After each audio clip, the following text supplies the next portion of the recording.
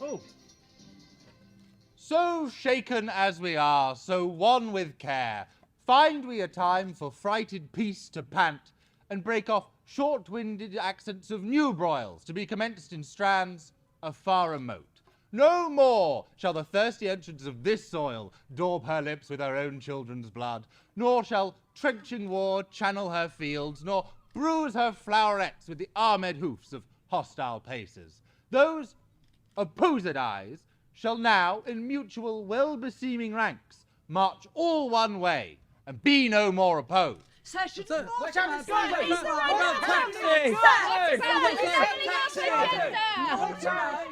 be where you are. And now, cousin Westmoreland, tell me what yesternight our council did decree in forwarding this dear expedient. My liege, this haste was hot in question, and many limits to the charge set down, when all athwart there came a post from Wales, loaden with heavy news, which worst was that the noble Mortimer, leading the men of Herefordshire to fight against the wild and irregular Glendower, was by the rude hands of that Welshman taken.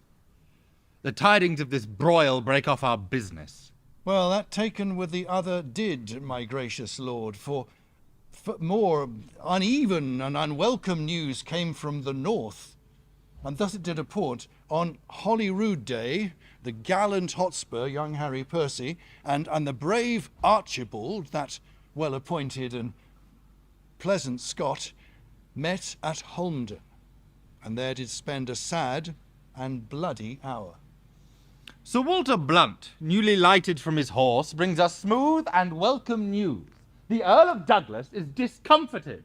10,000 Scots and 22 knights did Sir Walter see balked in their own blood on Holden's plains. Of prisoners, Hotspur took Athol, Angus, Murray, and Menteith. What make you of this, cousin? Is this an honourable spoil, a gallant prize? In faith, it is a conquest that a prince could boast of.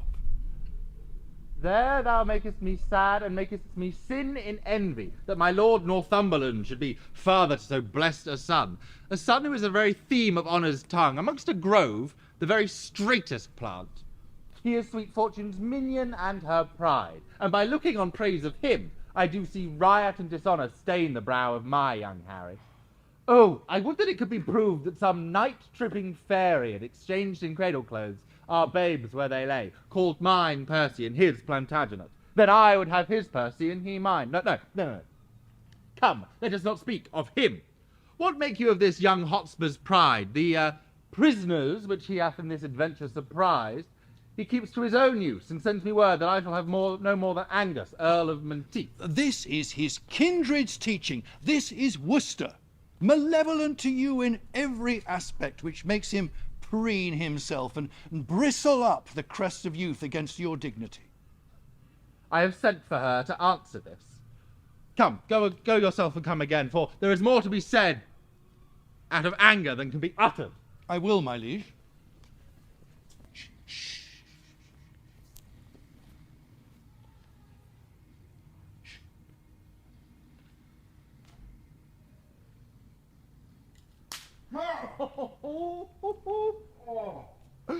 Oh, good morning. Oh.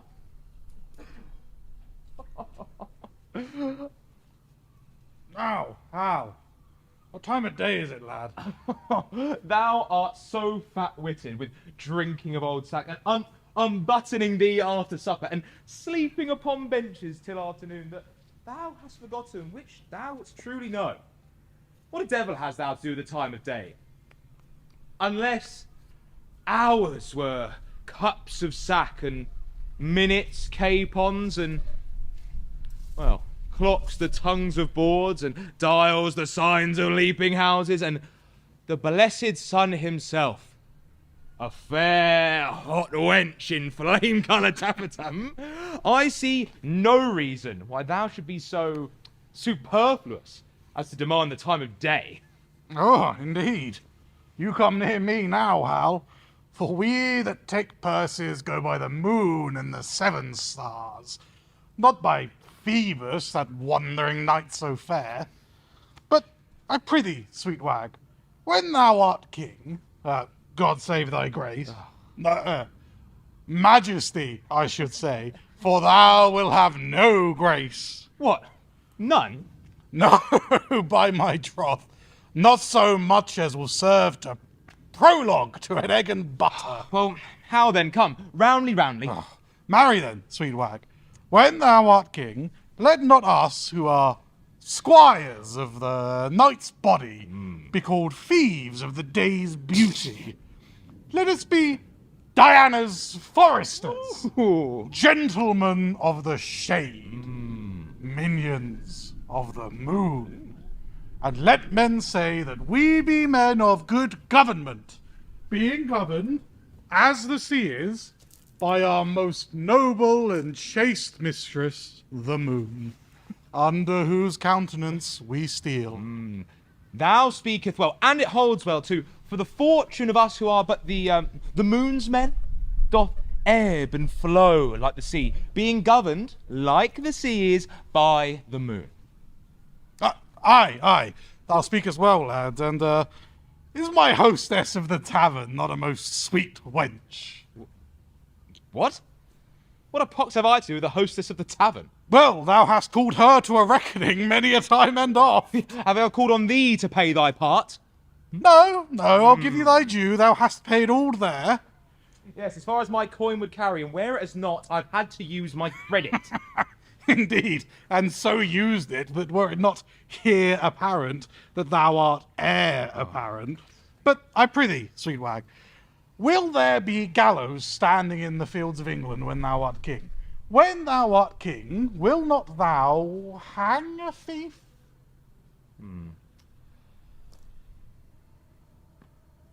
No. Thou shalt. Oh, shall I? Oh, rare, I'll be a brave judge. Thou judgest false already. Thou shalt have hanging of the thieves, and so be a rare hangman. Thou art indeed the most rascalliest sweet young prince. But, Hal, I prithee, trouble me no more with talks of vanity. I wish to God that you and I knew where a commodity of good names were to be found. An old lord rated at me in the street about you the other day, sir, but I marked him not. Yet he spoke very wisely, yet I regarded him not. Yet he spoke wisely, and in the street too. Thou didst well, for wisdom cries out in the street, and not a man regards it. Oh, thou hast a damned alliteration, and can indeed corrupt a saint. Before I knew thee, Hal, I knew nothing. Oh, no. Thou hast done much harm upon me. Now, if a man can speak truly, I am a villain. I must give over this life, and I shall give it over. By the Lord, I am a villain else. Where shall we take a purse tomorrow, Jack? Why, wherever thou will, lad. If we can't find one, I'll make one, or baffle me and call me a rogue. I see a good amendment in life of thee, from praying to purse taking.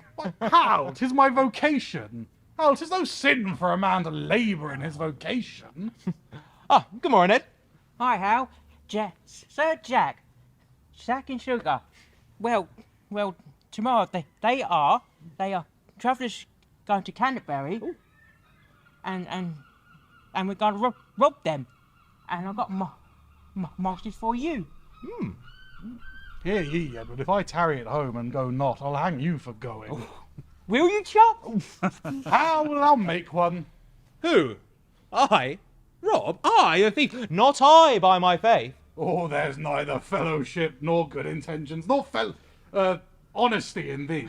Nor camest thou with the blood royal if thou wilt not stand for 10 shillings. Well, once in my day, I'll be a madcap. That's well said. Well, come what will, I'll tarry at home. Oh, I'll be a traitor then when thou art king. I care not. Sir Jack, leave me and the prince alone. Come on. Well, tomorrow, Falstaff and the others is going to steal the money, and we're going to rob them. Well, I doubt that'll be too hard for us. Are they all cowards? But the joke lies on Falstaff when he tell us. Well, I'll go with thee. Supply me with all things necessary and meet me tomorrow night in Eastcheap. There I'll sup. Farewell, my prince. I know you all, and will for a while uphold the unyoked humour of your idleness. Yet herein will I imitate the sun, who doth permit the base contagious clouds to cover his beauty away from the world. Yet herein, when he pleases more to be himself, being more wanted, he may be more wondered at, for breaking through the foul and ugly mists of vapours that did seem to strangle him. If all the year were playing holidays, to sport would be as tedious as to work. And yet, when they seldom come, they wished for come. And nothing pleaseth like rare accidents. So, when this loose behaviour I throw off and pay the debt I never promised, how much better than my word am I? By so much shall I falsify men's hopes, like bright metal on sullen ground. My reformation, glittering over my fault, shall show more goodly and attract more eyes than that which have no foil to cast it off. I'll so offend to make offence a skill, redeeming time when men think least I will. My blood hath been too cold and temperate, unapt to stir at these indignities, and so you have found me, for accordingly you do tread upon my patience. But know this, henceforth I would rather be myself. Our house, my sovereign liege, little deserves the scourge of greatness to be used upon it, and that same greatness too, which our own hands have holp to make so portly. My lord, Worcester, get thee gone, for I do see a danger and disobedience in thine eye. Thy presence is too bold and peremptory, and never yet did majesty endure the moody frontier of a servant's brow. When we have need of your use and counsel, we shall send for you. You were about to speak. Yea, my good lord, those prisoners in your highness's name demanded, which Harry Percy here at Holden took, were not with such strength denied, as he says, as delivered to your majesty. No, either misprison or envy is guilty of such mistrust, and not my son. My liege, I did deny no prisoners, but I remember when the fight was done, when I was dry with rage and extreme toil, what breathless and faint, leaning upon my sword, there came a certain lord, neat and trimly dressed, fresh as a bridegroom, and his chin new reaped showed like stubble land at harvest home. With many holiday and lady terms, he questioned me, demanded my prisoners in your majesty's behalf. I answered, neglectingly, I know not what he should or he should not, for he made me so mad to shine so brisk and smell so sweet and talk like a waiting gentlewoman. And I beseech your grace, let not his report come current for an accusation twixt my love and your high majesty. Thou dost deny thy prisoners, but with proviso and exception, that we, at our own cost, should ransom home thy brother-in-law, the foolish Mortimer, who, on my soul, hath betrayed the very men he led to fight against that great magician, the damned Glendower, whose daughter, we hear, that Earl of March hath lately married. Shall our coffers, then, be emptied to redeem a traitor home? No! For on the barren mountain let him starve, for I shall never call that man my friend, who doth ask for 1 penny's cost to ransom home revolted Mortimer! Revolted Mortimer! He never did fall off, my sovereign liege, but by the chance of war. He did confound for the best part of an hour in changing hardiment with great Glendower. Thou dost belie him, Percy. Thou dost belie him. He never did meet with Owen Glendower. I tell thee, he'd as well have met the devil alone as Owen Glendower for an enemy. Art thou not ashamed? No, let us not speak of Mortimer. Send us your prisoners with the speediest means, or you shall hear from me in such a kind as will displease you. My lord Northumberland, we license your departure with your son. Send us your prisoners, or you will hear of it. And if the devil come and roar for them, I will not send them. I will have to straight and tell him so, for it'll ease my heart, albeit I make a hazard of my head. What? Drunk wig collar? Pause and stay a while. Here comes your aunt. Speak of Mortimer! Nay, I will speak of him, and have mercy on my soul if I do not join with him. Sister, the king has made your nephew mad. Ah, who struck this heat up after I was gone? He will, forsooth, have all my prisoners. And when I urge the ransom once again of my wife's brother, why then his cheek turned pale, trembling even at the name of Mortimer. I cannot blame him. Was not he proclaimed by Richard that dead is the next of blood? Oh, but soft, I pray you. Did King Richard proclaim my brother Edmund Mortimer heir to the crown? He did. Myself did hear it. Well, I cannot blame his cousin king that wished him on the barren mountain starve. But shall it be that you, that set the crown upon the head of this forgetful man, and for his sake wear that detested blot of murderous subornation? No, yet time serves where you may redeem your banished honours, and revenge this jeering and disdainful proud king who studies day and night to answer the debt he owes to you, even with bloody payment of your deaths. Therefore, I say... Please, cousin, say no more. And now, I will unclasp a secret book, and to your quick conceiving discontent, I'll read you matter deep and dangerous, as full of peril and adventurous spirit, as to walk a current, roaring loud, on the unsteadfast footing of a spear. If he fall in, good night, or sink or swim, send danger from the east unto the west, so that honour cross it from the north to the south, and lets them grapple. Oh, the blood more stirs to rouse a lion than start a hare. Imagination of some great exploit drives him beyond the bounds of patience. By heaven, methinks it were an easy leap to pluck bright honour from the pale-faced moon, or dive into the bottom of the deep, where drowned honour could be warm without rival, to pluck up all her dignities. But out upon this half-faced fellowship. He apprehends a world of figures here, but not the form of what he should attend. Good cousin, give me audience for a while. I cry you mercy. Those same noble Scots that are your prisoners. I'll keep 'em all. By heaven, he shall not have a Scot of them. Nay, if a Scot do save his soul, he shall not. I'll keep them all by this hand. You start away and lend no ear unto my purposes. Those prisoners you shall keep. Nay, I will. That is flat. He said he will not ransom Mortimer, forbade my tongue to speak of Mortimer. But I will find him while he lies asleep, and in his ear I'll holler, Mortimer! Nay, I shall have a starling, be taught to say nothing but Mortimer, and give it him to keep his anger still in motion. Hear you, cousin, a word. All studies here I solemnly defy, save out to Gaul and pinch this Bolingbroke, and that same sword and buckler Prince of Wales. But that I fear his father loves him not, and would be glad he was met with some mischance.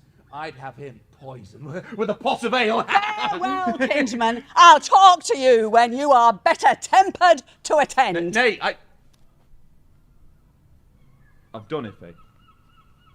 Then, once more, to your Scottish prisoners, deliver them up without their ransom straight, and make the Douglas son your only mean for powers in Scotland, which for divers reasons, which I shall send you written, be assured, will easily be granted. You, my lord, your son in Scotland, being thus employed, shall secretly into the bosom creep of that same noble prelate, well beloved, the Archbishop. Of York, is it not? Why, it cannot choose but be a noble plot. And then the powers of Scotland and of York to join with Mortimer, huh? And so they shall. I'faith, it is exceedingly well aimed. Cousin, farewell. No further go in this than I, by letters, shall direct your course. When time is ripe, which will be suddenly, I'll steal to Glendower and Lord Mortimer, where you and Douglas and our powers at once, as I will fashion it, shall happily meet, to bear our fortune in our own strong arms, which now we hold in much uncertainty. Farewell, sister. We shall thrive, I trust. Cousin, adieu. Oh, let the hours be short, till fields and blows and groans applaud our sport. Come and hide. For Falstaff is angry. Poins! Poins and be hanged!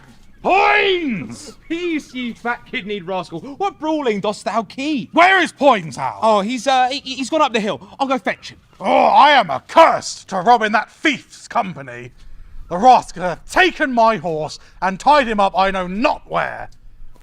If I travel but 4 foot further afoot by the squire, I shall break my wind. Poins! Hal! A plague upon you all! Bardolph! Peto! I'll starve ere I rob a foot further. Oh, 8 yards of uneven ground is like 70 miles afoot for me, and the stony-hearted villains know it well enough. A plague on it when thieves cannot be true one to another.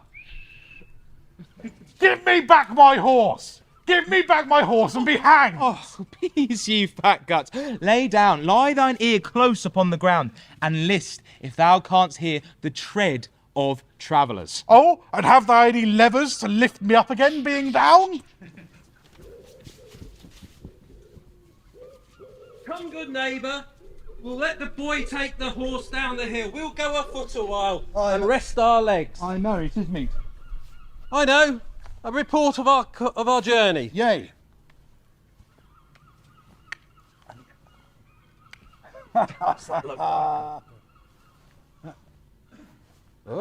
Stand!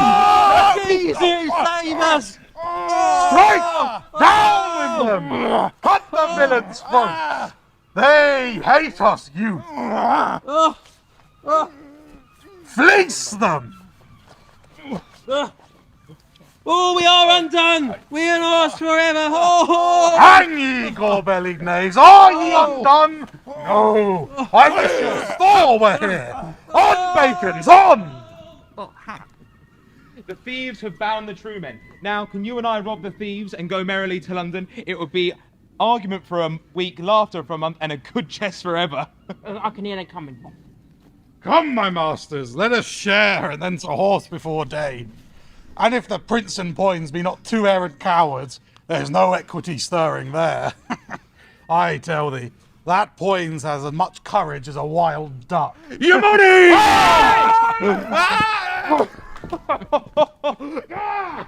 Caught with much ease. Now, merrily to horse. The thieves are so scared that they do not trust each other. And Falstaff lards the lean earth that he walks along. If it were not for laughing, I should pity him. Yeah. How was the rogue roared?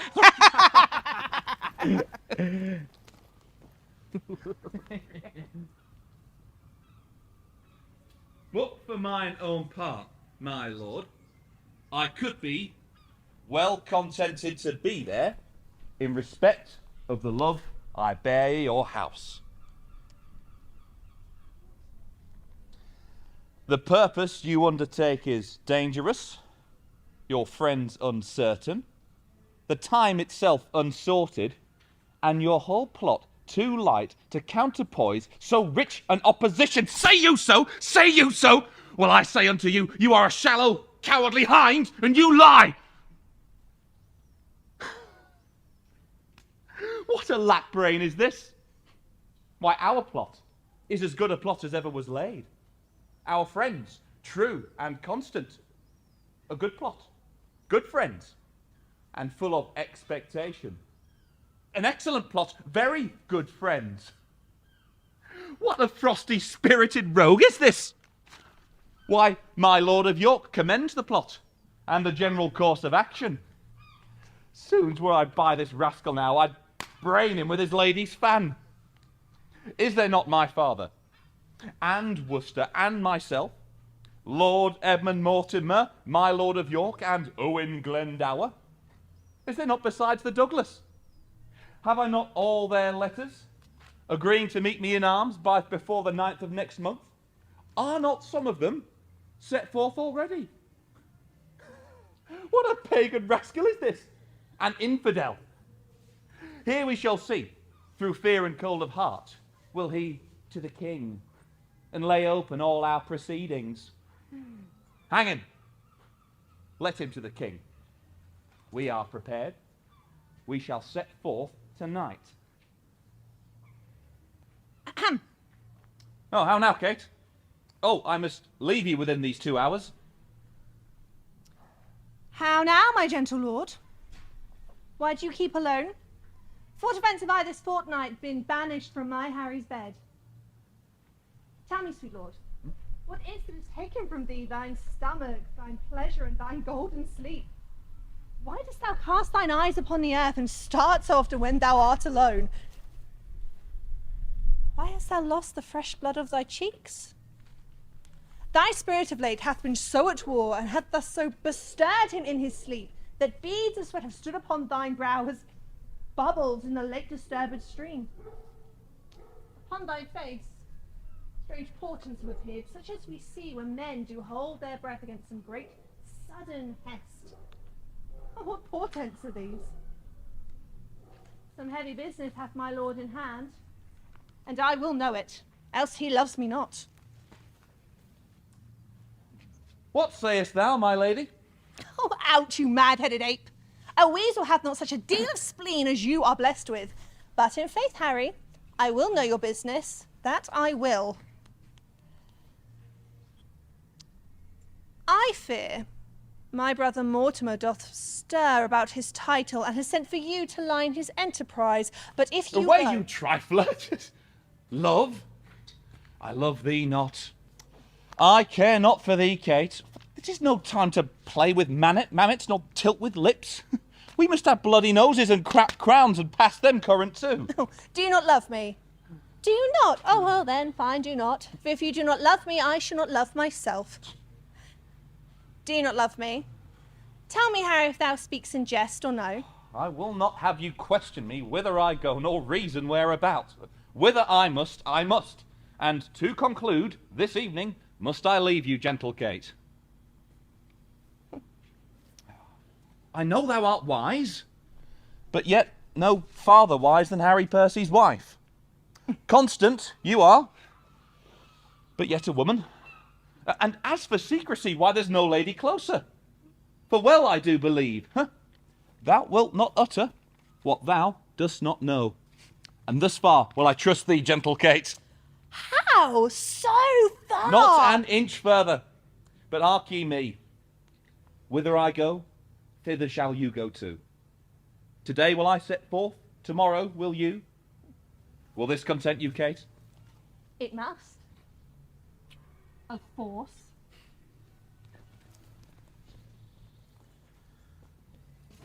Sirrah, Falstaff and his men are at the door. Shall we be merry? Merry as a cricket.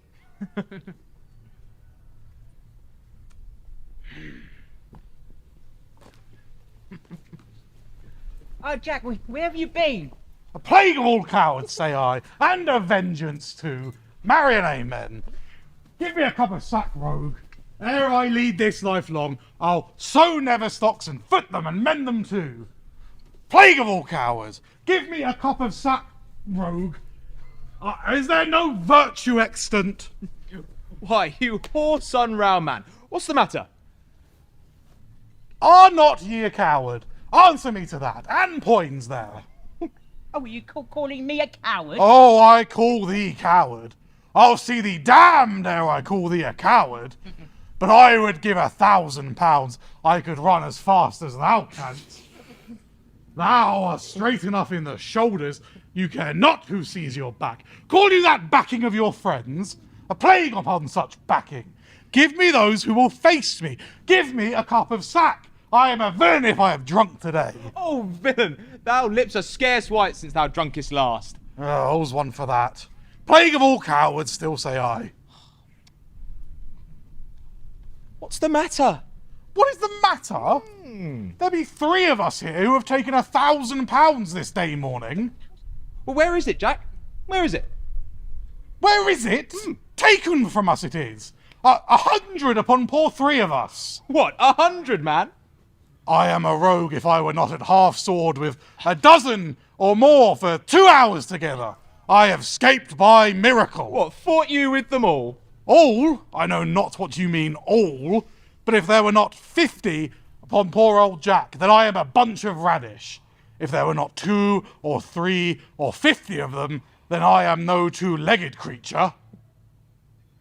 Pray God, you have not murdered some of them? Nay, that's past praying for.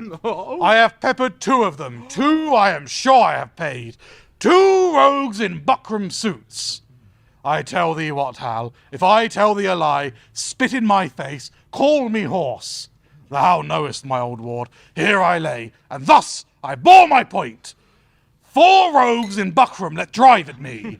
Well, 4? But thou sayest but 2 even now. 4, Hal, I told thee 4. 4? These 4 came all affront, and mainly thrust at me, but I made no more ado than took all their 7 points in my target. 7? But thou sayest but 4 even now. 7, or by these hilts, I am a villain else. Prithee, let him alone, we shall have more anon. Dost thou hear me, Hal? And mark thee too, Jack, yes. Do so, for it is worth the listening to. These 9 that I told thee of, So 2 more already. their points being broken, Down fell their trousers. began to give me ground. But I followed me close, came in foot and hand, and with a thought, 7 of the 11 I paid. Monstrous! 11 men grown out of 2! But as the devil would have it, 3 misbegotten knaves in Kendal Green came at my back, for it was so dark you couldst not see thy hand. These lies are like the father that begets them, gross as a mountain, open, palpable. Why, thou clay-brained guts, thy knotty-pated fool, though obscene whoreson, grease-tallow catch. Art thou mad?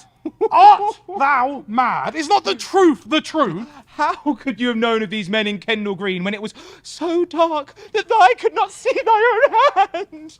Come, tell us your reason. What say you to this? Yes, to tell your reason, Jack. What, upon compulsion? If I read the Strappado or all the racks in the world, I would tell no man a reason upon compulsion. Give a man a reason upon compulsion. If reasons were as plentiful as blackberries, I would give no man a reason upon compulsion, I can no longer be guilty of this sin. This sanguine coward, this bed-presser, this horseback breaker, this huge hill of flesh. Oh, you starveling! You elf-skin! You dried neat's tongue! You bull's pizzle! You stockfish! Oh, for the breath to utter what is like thee! You tailor's yard! You sheep! You bowcase! You vile, standing tuck! Breathe a while, and then to it again. For when thou hast tired thyself with such base comparisons, hear me speak but this.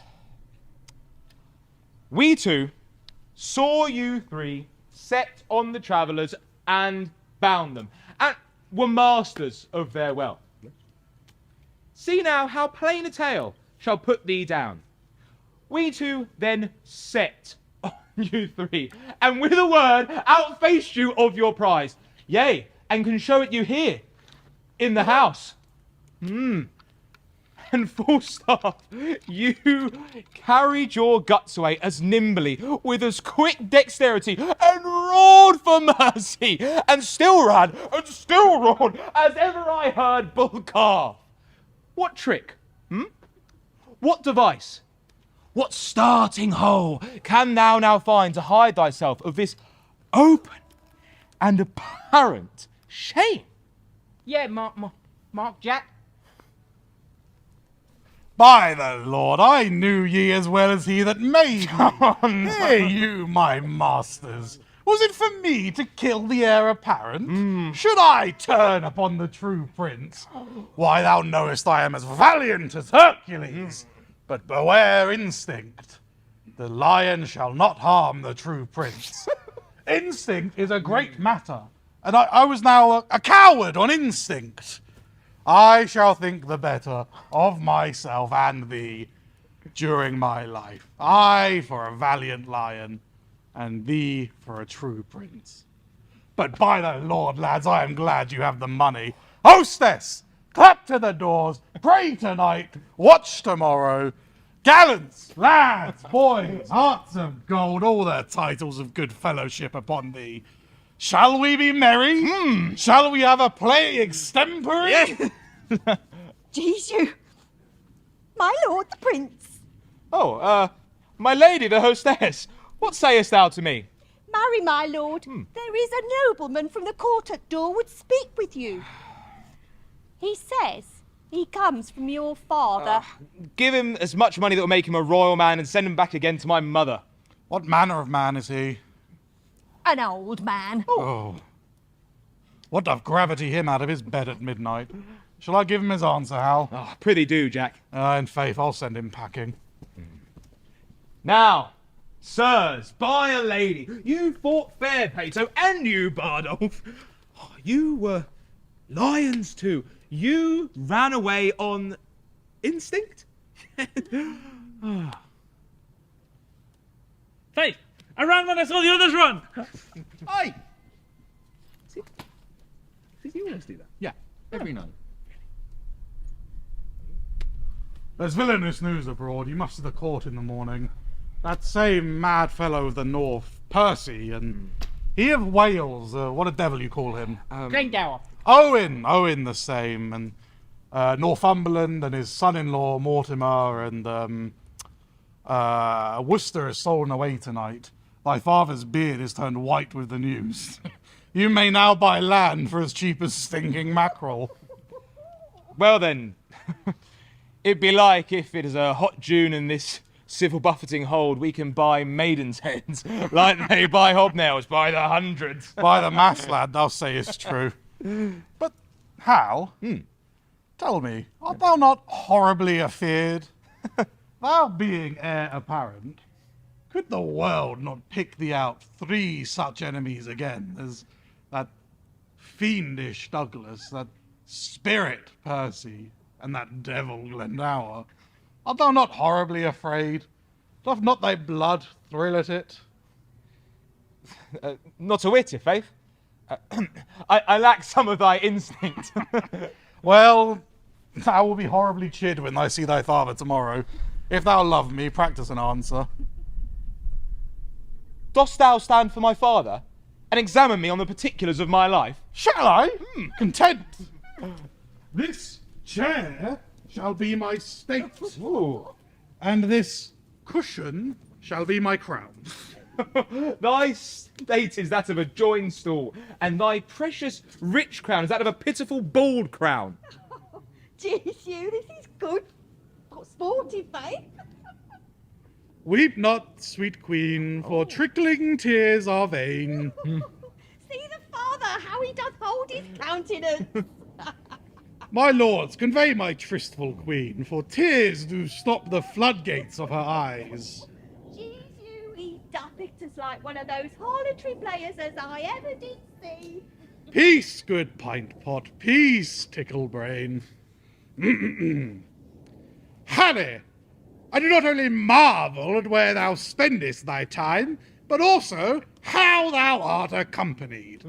For though the chamomile, the more it is trodden, the faster it grows, yet youth, the more it is wasted, the sooner it wears.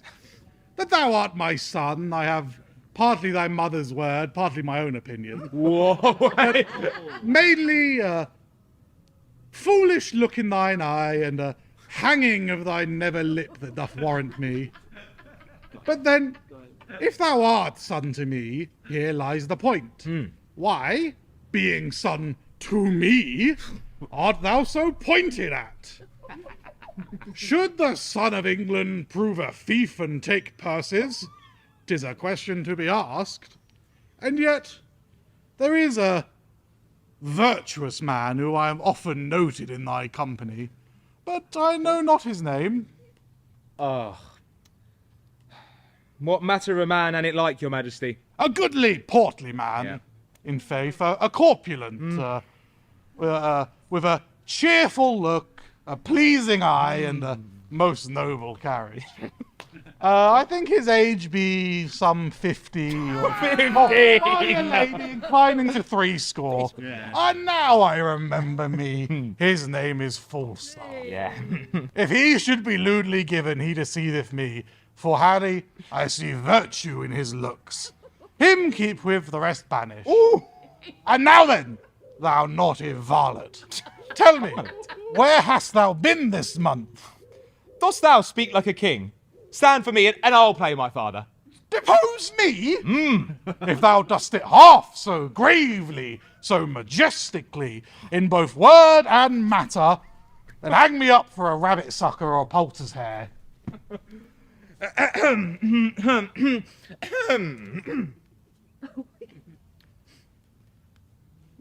Well, here I am set. And here I stand. Judge me, my masters. Now, Harry, whence come you? My noble lord from Eastcheap. The complaints I hear of thee are grievous. Blood, my lord, they are false. Swearest thou, ungracious boy, henceforth never look on me. Thou art violently carried away from grace. There is a devil of a man that haunts thee, in the likeness of an old, fat man. A devil of a man isn't thy companion. Why dost thou converse with this trunk of humours, this swollen parcel of dropsy, this bolting hutch of beastliness, this huge bombard of sack, this father ruffian, this vanity in years? Wherein is he good, but to taste sack and drink it?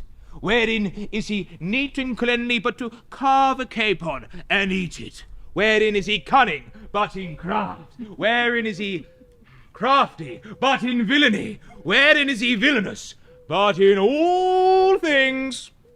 Wherein is he worthy, but in nothing? My lord, I would you take me with you.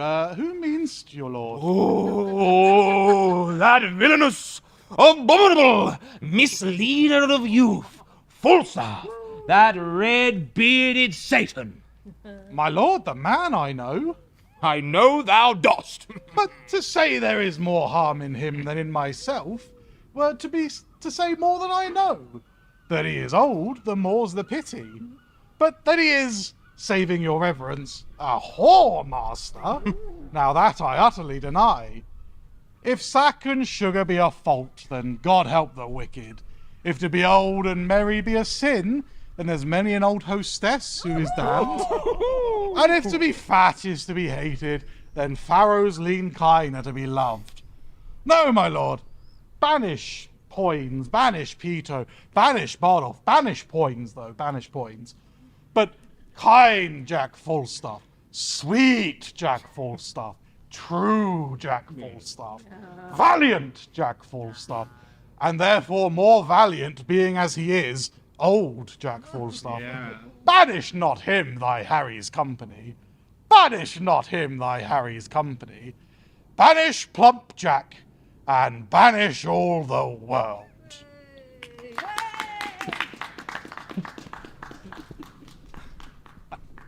I do. I will. Our promises are fair, the party's sure, and our induction is full of prosperous hope. Lord Mortimer and cousin Glendower, will you sit down? And cousin Worcester, plague upon it, I forgot the map. No, here it is. Sit, cousin Percy. Sit, good cousin Hotspur.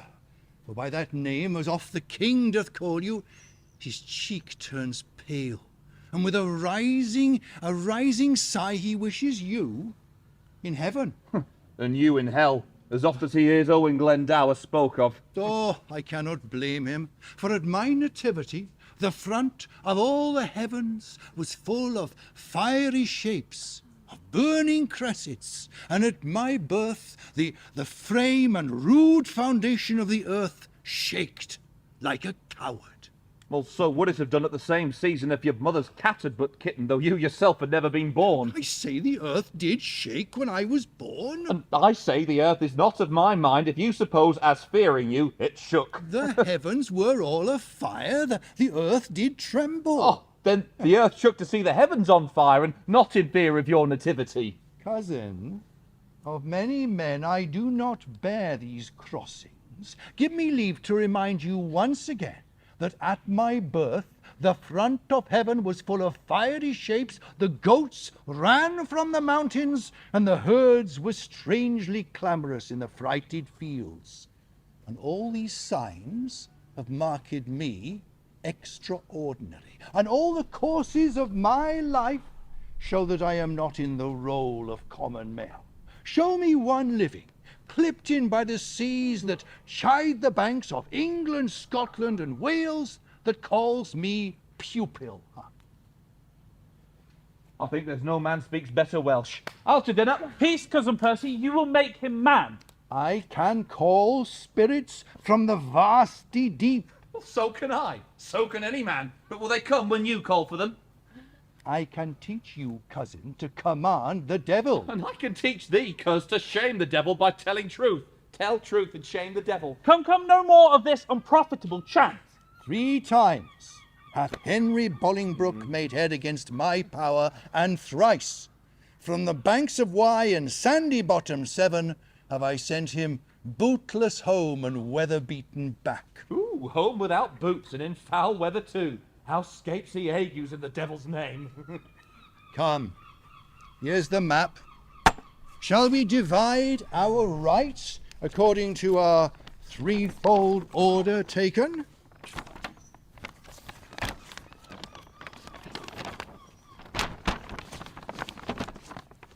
The Archdeacon hath divided it very equally in 3 limits. England, from Trent and Severn hitherto, south and east, is my part assigned. Wales, westward, laying off the Severn shore, and all the fertile lands within, to Owen Glendower. And to you, cuz, remnant northward, laying off the Trent. And our indentured tripartite is drawn, being sealed interchangeably this night, a business this night may execute. Tomorrow, Cousin Percy, you, I, and my good lady of Worcester shall set forth to meet thy father and the Scottish power, as is appointed as at Shrewsbury. My father Glendower is not needed these 14 days, nor shall we need his help. Within that space, make sure gather your friends, tenants, and neighbouring gentlemen. A shorter time shall bring me to you, lords, and in my conduct shall your ladies come, from whom you must now steal, and take no leave. For there will be a world of water shed upon the parting of your wives and you. Methinks my moiety, north from Burton here, in quantity equals not one of yours. Well, see how this river comes cranking in and cuts me off from the best of all my land. A huge half-moon, a monstrous cantle out. I'll have this place dammed up, and the smug and silver Trent shall run a new course, fair and evenly. It shall not wind with such a deep indent to rob me of so rich a bottom here. Not wind, but it shall, it must. You see, it doth. Yea, but mark how he bears his course, and with the like advantage on the other side. Gelding the opposed continent as much as it takes from you. Yea, but a little charge will trench him here, and on this north side win this cape and land, and then it runs straight and even. I'll have it so. A little charge will do it. I will not have it altered. Will not you? No, and nor will you. Who will say me nay? Why, that will I. Let me not understand you then. Speak it in Welsh. I can speak English, lord, as well as you, for I was brought up in the English court. And there being young, I framed for the harp many an English ditty lovely well, and made the tongue a helpful resonance, a virtue that was never seen in you. Marry, and I'm glad of it with all my heart. I'd rather be a kitten and cry mew than one of these same metre ballad mongers. I'd rather hear the brazen canstick turn, or the dry wheel grate on the axle tree, and that would set my teeth nothing on edge, nothing so much as mincing poetry. Oh, It's like the false gait of a shuffling nag. come, you shall have Trent turned. I do not care. I'd give thrice as much land to any well-deserving friend. But in the name of bargain, mark ye me, I'll cavil on the 9th part of a hare. Are the indentures drawn? Shall we be gone? The moon shines fair, you will be away tonight. I'll haste the writer, and break with your wives the news of your departure. I think my daughter will run mad, so much she doteth on her Mortimer. Fie, cousin Percy, how you cross my father. I cannot help it, but sometimes he angers me with talk of the mould warp and the ant, or the dreamer Merlin and his prophecies, with the dragon, the finless fish, the clip-winged griffin, the molten raven, the ramping lion, the champing cat, and just such a deal of scamble stuff as puts me from my faith. Faith, he is a worthy gentleman, as bountiful as the mines of India, as valiant as a lion, as profited in strange concealments, and exceedingly well read. Shall I tell you, cousin? He holds your temper in a high respect, and curb himself even of his natural scope. When you come across his faith he does. There has been no man that has crossed him without a taste of danger and reproof, as you have done. Do not use it off. Let me entreat you, cousin. In faith, my lord, you are too wilful blame, and since your coming hither have done enough to put him quite beside his patience. You must needs learn, Lord, to amend this fault. For though sometimes it show greatness, courage, blood, and that's the dearest grace it renders you, yet oftentimes it doth present harsh rage, defect of manners, wants of government, pride, haughtiness, opinion, and disdain, the least of which, haunting a noble man, loseth men's hearts, and leaves behind a stain upon the beauty of all parts, besides beguiling them of commendation. Well, I am schooled. Good manners be your speed. Here come our wives. Let us take our leave. Faith. This is the deadly spite that angers me. My wife can speak no English, and I know Welsh. My daughter weeps. She will not part with you. She'll be a soldier too. She'll to the wars. I understand thy looks, and thy pretty Welsh which thou pours down into these swelling heavens. I am too perfect in, but I am in such a parley that I should answer thee. I understand thy kisses, and thou mine, and that's a feeling disputation. I'll never be a truant, love, until I've learnt thy language, as thy tongue makes Welsh as sweet as ditties highly penned from a queen on a summer's bower, with ravishing divisions to her lute. Nay, nay, do not melt, or my daughter will run mad. Oh, I am ignorance itself in this. She bids you, on the wanton rushes lay you down, and rest your gentle head upon her lap. And she will sing the song that pleases you, and crown your eyelids with the god of sleep, filling your blood with a pleasing heaviness, and making such difference twixt wake and sleep, as is the difference twixt day and night, an hour before the heavenly harness team begin their golden progress from the east. I'll sit and hear her sing. By that time, I think our book shall be drawn. Do that, and the musicians that will play to you and hang in the air 1,000 leagues from hence shall straight be here. Sit, I tell you, and attend. Come, Kate, thou art perfect in lying down. Come, quick, I can lay my head in thy lap. Ouch, you giddy goose.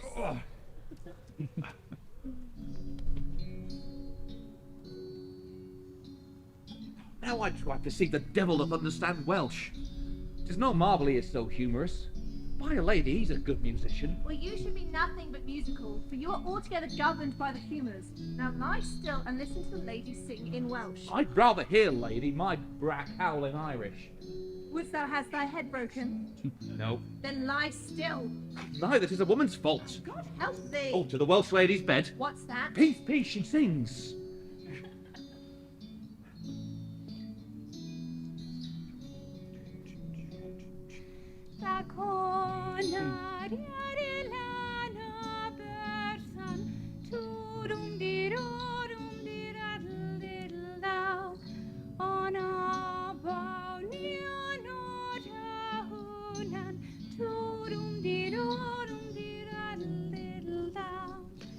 Come, Kate, I'll have your song too. Not mine in good sooth. Not yours in good sooth. Come, you swear like a comfit maker's wife. Come, Lord Mortimer, you are as slow as hot Lord Percy is on fire to go. I know not whether God will have it so for some displeasing service that I have done, that he will, in his secret doom, out of my blood, breed a scourge and revengement for me. But thou, in thy passages of life, make me believe that thou art mocked only for the hot vengeance and the rod of heaven to punish my mistreadings. Tell me else, could such low and base desires, such poor, such mean, such meagre, such bare, such crude attempts, such rude society as thou art marked with and grafted to, accompany thy greatness and hold thy head with thy princely heart? So please, your majesty, I could quit all offences, as well as I am doubtless I can purge myself from the many I'm charged withal. Yet such extenuations let me beg, for in reproof of many tales devised by smiling pick-thanks and base newsmongers, I may, for some things true, in my youth have faulty wandered and irregular, and found pardon of my true submission. God pardon thee, Harry. I do so wonder at thy affections, which do hold a wing quite apart from the flight of all thy ancestors. Thy place in council thou hast rudely lost, by thy younger brother is supplied. Thou art an alien to the hearts of all the court and princes of my blood. The hope and expectation of thy time is ruined, and the soul of every man doth prophetically forethink thy fall. Had I, so lavish of my presence been, so common hackneyed in the eyes of men, so cheap and stale to vulgar company, opinion, which did help me to the throne, would doubtless have remained in possession, leaving me in reputeless banishment, a fellow of neither mark nor likelihood. But, by being seldom seen, I could not stir, but, like a comet, was wondered at, ne'er seen. And then I would steal all the courtesy from heaven, dress myself in such humility that I could pluck allegiance from men's hearts and loud shouts and salutations from their mouths, even in the presence of the crowned king. Thus did I ever keep my person fresh and new, a robe pontifical, ne'er seen but wondered at. That people would say, where? Which is Bolingbroke? And others would say, there he is. But thy, Harry, hast lost thy princely privilege with vile participation. And not a sight is a weary, not an eye is a weary of thy sight, save mine, which doth desire to see thee more, which I would not have it do make blind itself with foolish tenderness. I shall, hereafter, my thrice gracious lord, be more myself. What say you to this? Our lords Northumberland, Worcester, Hotspur, the Archbishop's Grace of York, Mortimer, they capitulate against us and are up. But wherefore do I tell this news to thee, huh? Why do I tell thee of my foes, which art my nearest and dearest enemy? Do not think so, for you shall not find it so, and God forgive them that so much have swayed your majesty's good thoughts away from me. I shall redeem all of this, on Percy's head, and in the end of some glorious day, be bold to tell you that I am your son. And that will be the day, wherever it lights, that I shall make this northern youth exchange his glorious deeds for my indignities. Percy is but my factor, good, my lord, to engross up these glorious deeds on my behalf. And I shall render him to so strict an account that he shall render every glory up. This, in the name of God, I promise here. Thou shalt have charge and sovereign trust herein. 1,000 rebels shall die in this. Your father's sickness is a maim to us. A perilous gash, a very limb lopped off. And yet in faith it is not. His present want seems more than we shall find it. For were it good to set the exact wealth of all our states all at one cast, to set so rich a main upon the nice hazard of one doubtful hour, it were not good.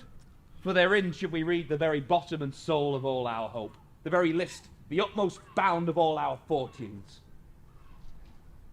In faith, and so we should, for here lies a sweet reversion we may boldly spend upon the hope of what is to come in. There's a comfort of retirement lives in this. A rendezvous, a home to fly unto, if that, the devil and mischance look big upon the maidenhead of our affairs. But yet, I would your father had been here. The quality and hair of our attempt brooks no division. It will be thought by those that know not why he is away, that wisdom, loyalty, and mere dislike of our proceedings have kept the Earl from hence. This absence of your father's draws a curtain that shows the ignorant a kind of fear before not dreamt of. You strain too far. I rather of his absence make this use. It lends a certain lustre, a more great opinion, a larger dare to our great enterprise than if the Earl were here. For if we, without him, can make a head to push against the kingdom, with him we can turn it topsy-turvy down. Yet all is well, all our joints are whole. As heart can think, there's not a word is spoken of in Scotland such as this term of fear.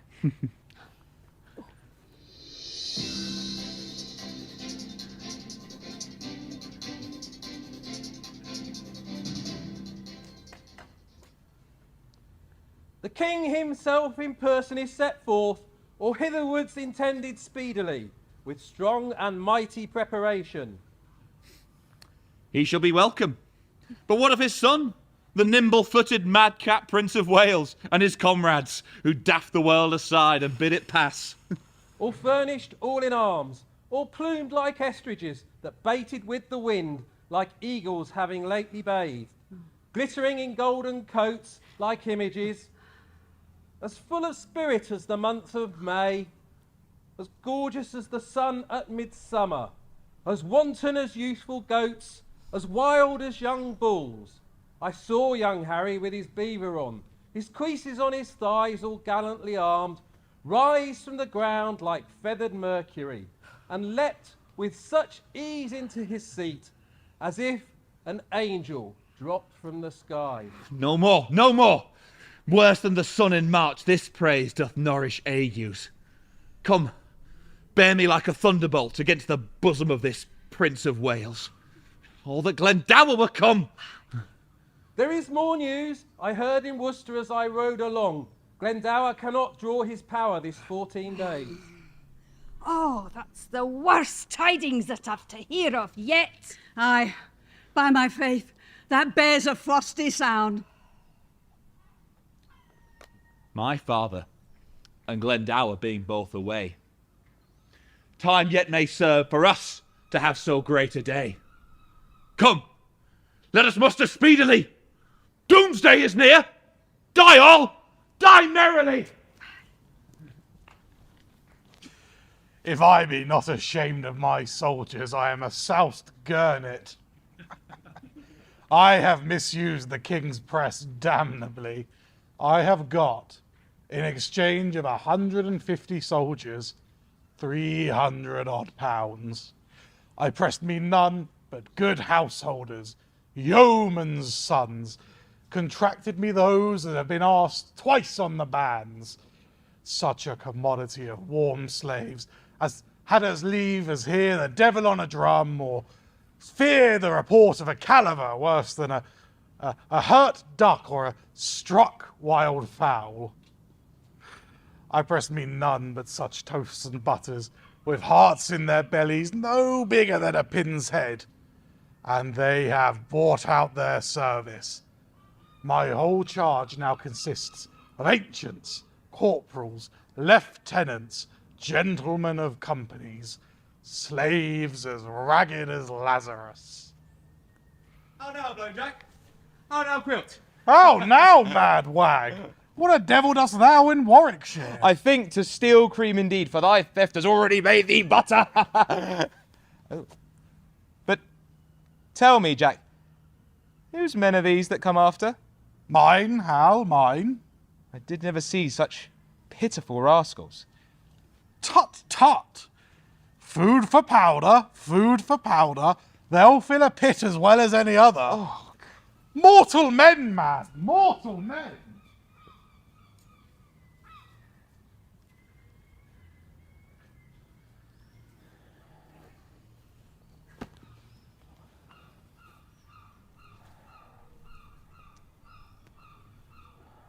We'll fight with him tonight. It may not be.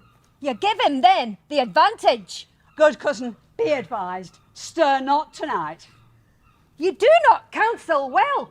You speak it out of cold heart and fear. The number of the king exceedeth ours. For God's sake, cousin, stay till all come in. The king hath sent to know the nature of your griefs, and whereupon you conjured from the breast of civil peace such strong hostility, and teaching his duteous land audacious cruelty. But if the king in any part your good deserts forgot, which he confesses to be manifold, then he bids you name your griefs, and with all speed you will receive your desires with interest, and pardon absolute, for you and all those herein misled by your suggestions. The king is kind, and well we know the king knows at what time to promise, when to pay. My father, and Worcester, and myself did give him that same royalty he wears. And when he was not 26 strong, sick in the world's regard, wretched and low, swore him assistance, and performed it too.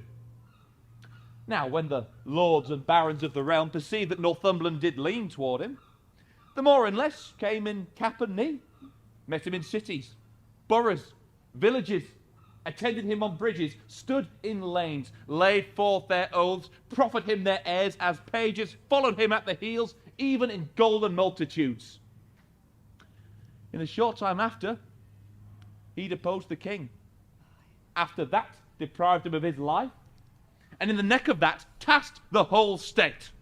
To make matters worse, summoned his kinsman March, there to be engaged in Wales, there to lie forfeited without ransom, disgraced me in my happy victories, sought to entrap me by intelligence, rated Worcester from the council board, in rage dismissed my father from the court, broke oath on oath, committed wrong on wrong. Shall I return this answer to the king? Not so.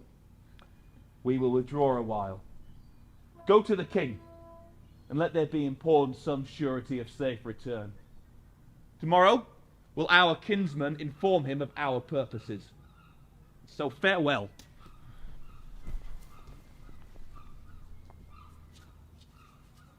How bloodily yon sun begins to peer above yon dusky hill. The day looks pale at his distemperature. The southern wind doth play the trumpet to his purposes, and through thin rustling through leaves foretells a tempest and a blustering day. Then with the losers let it sympathize, for nothing can seem foul to those that win. Ha! How now, my Lady Worcester? 'Tis not well that we do meet upon such terms as we now meet. You have deceived our trust, made us doff our easy robes of peace to crush our ungentle limbs in ungentle steel. This is not well, in faith, this is not well. What say you to it? Hear me, my liege.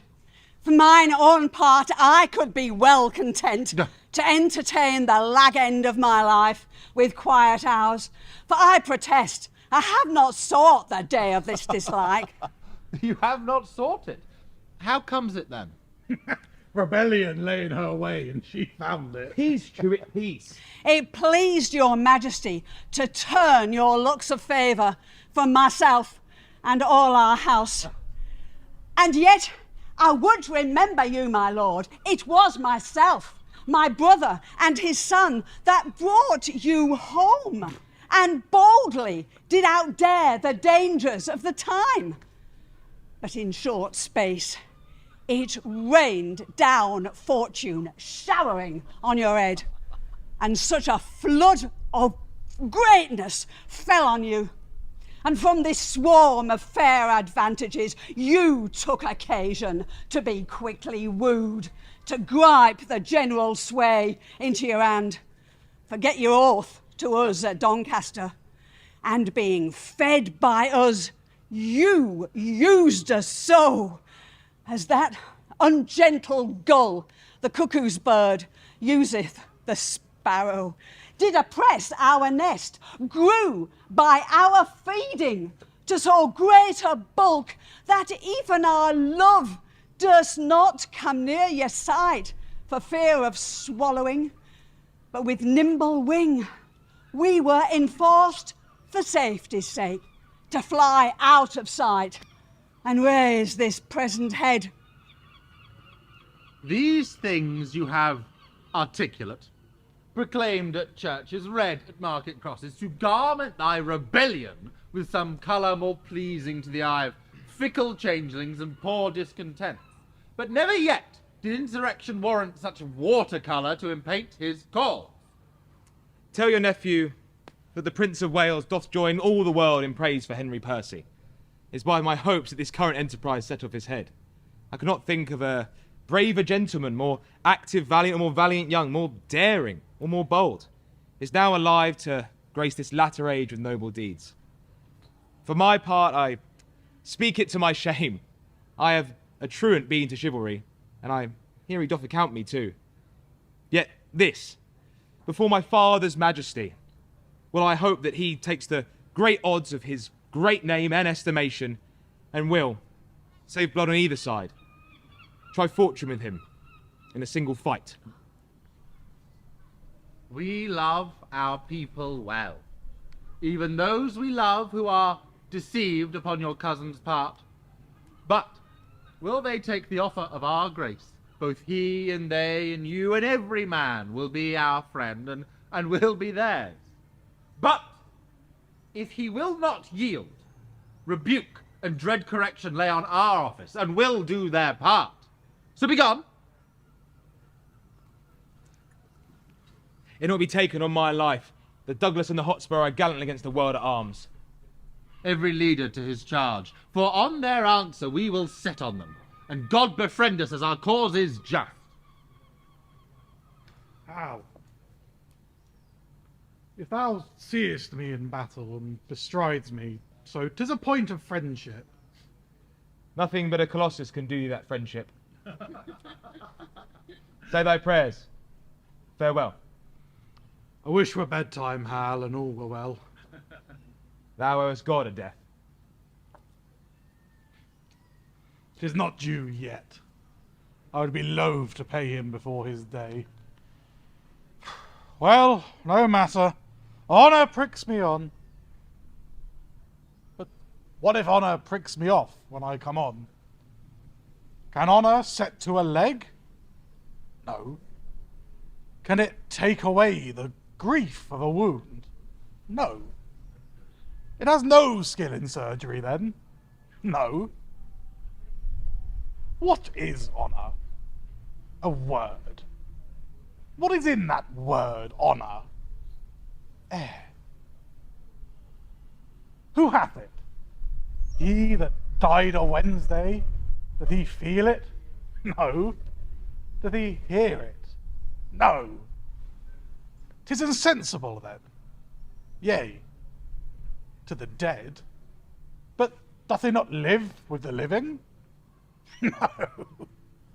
The traction will not suffer it.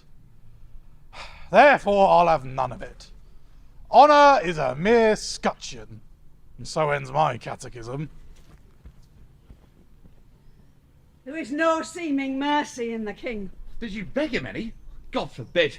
I told him gently of our grievances, of his oath-breaking, which he mended thus, by now forswearing that he is forsworn.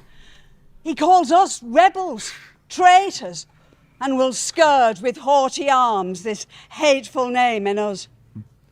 Arms, gentlemen, to arms! For I have thrown a brave defiance in King Henry's teeth that cannot choose but bring him swiftly on. The Prince of Wales stepped forth before the king and nephew, challenged you to single fight. Oh, I would the quarrel would fall upon our heads, that no man might draw short breath but I and Harry Monmouth. But tell me, how showed his tasking? Seemed he in contempt? No, by my soul, I never in my life did hear a challenge urged more modestly, unless a brother should a brother dare to gentle exercise and proof of arms.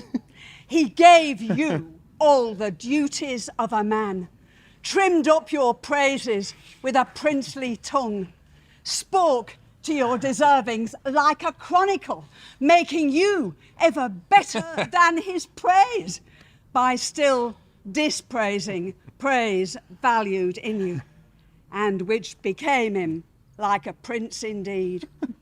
Cousin, I think thou art too enamoured of his follies. I never heard of a prince so wild a libertine.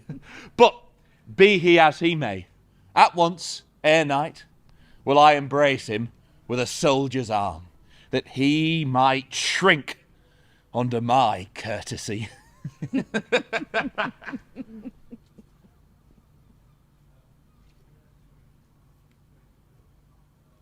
The king hath many marching in his coats, but I'll murder the whole wardrobe, piece by piece, until I meet the king. Who art thou that counterfeitest the person of a king? The king himself, who, Douglas, grieves at heart that so many of his shadows thou hast met, and not the king himself. But I have 2 boys seek for thee about the field, but seeing as thou fall so luckily on me, I will assay thee myself. Prepare thyself. I fear thou art another counterfeit, but if truth thou bear'st thee like a king. But whoever thou art mine, and I will win thee.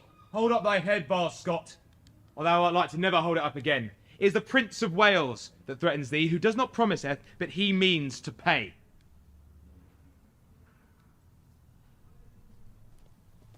Cheerly, my lord, how fares your grace? Stay and breathe a while. Thou hast redeemed thy lost opinion. Proved thou makes some tender of my life in this fair rescue thou hast brought me. Oh God, it never did me so much injury to say that I ever hearkened for your death. If it was so, I would have let the insulting hand of the Douglas and you alone, which would have been more speedy in your end than all the poisonous potions in the world, and save you the treacherous labour of your son.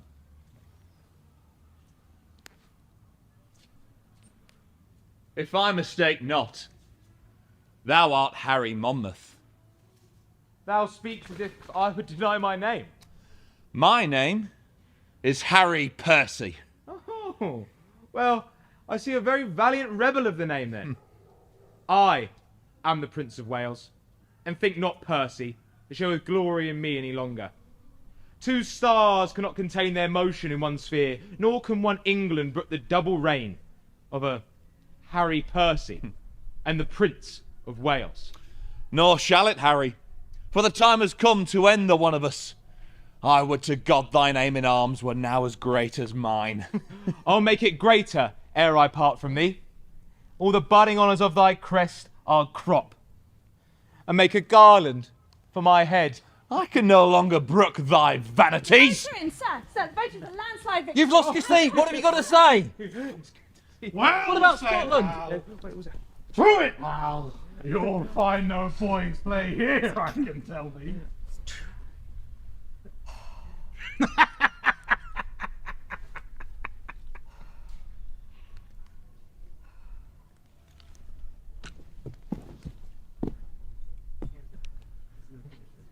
Oh, Harry. Thou hast robbed me of my youth. I'd better brook so loss of brittle life than these proud titles thou hast won of me. They wound my thoughts worse than sword my flesh. But thought's the slave of life, and life's time's fool, and time that takes survey of all the world must have a stop. Oh, I could prophesy, but that the cold and earthy hand of death now lies upon my tongue. No, Percy, thou art dust, and food for worms, brave Percy. Fare thee well, great heart. Ill-weaved ambition, how art thou shrunk! When that this body did contain a spirit, a kingdom, for it was too small a bound.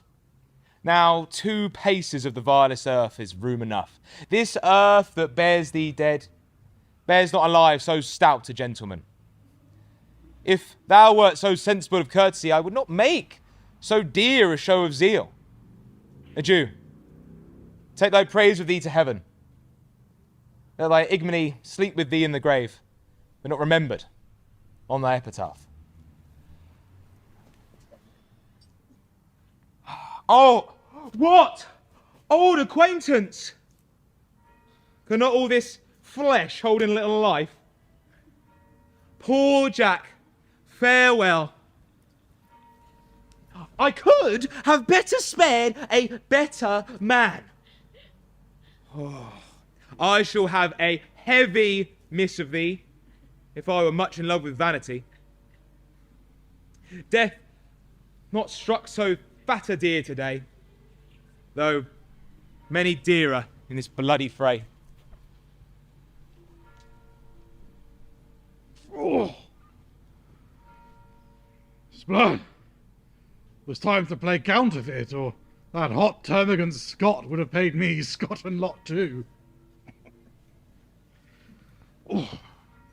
Counterfeit? I lie. I am no counterfeit. To die is to be a counterfeit, for he is but the counterfeit of a man who have not the life of a man. But to live by counterfeit dying is not to be a counterfeit at all, but the true and perfect image of life indeed. The better part of valour is discretion, in the which the better part I have saved my life.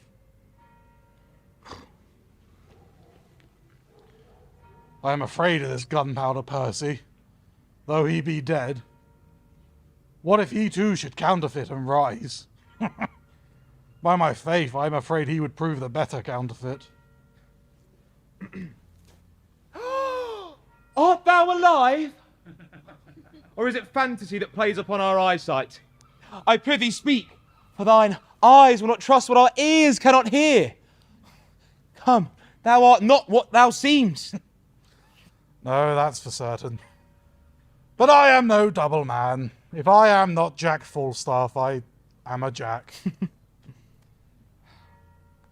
Come, let us to the highest field, see which friends are living and who are dead. I'll follow, as they say, for reward. He who rewards me, God reward him. But if I do grow great, I'll grow less, for I'll give up sack and live cleanly, as a nobleman should do. Thus ever did rebellion find rebuke. Ill-spirited Worcester, did we not send terms of pardon, grace, and love to all of you? And wouldst thou turn our offers contrary, misuse the tenor of thy kinsman's trust? What I have done, my safety urged me to. and I accept this fortune patiently, since not to be avoided, it falls on me.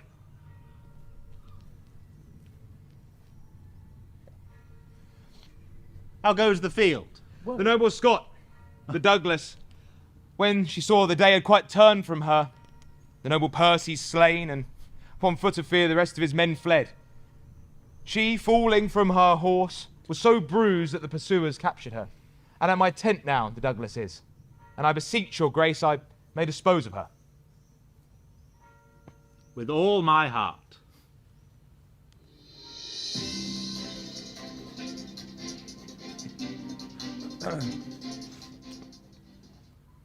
Rebellion in this land shall lose its sway, meeting the check of such another day. And since this business so fair is done, let us not leave till all our own be won.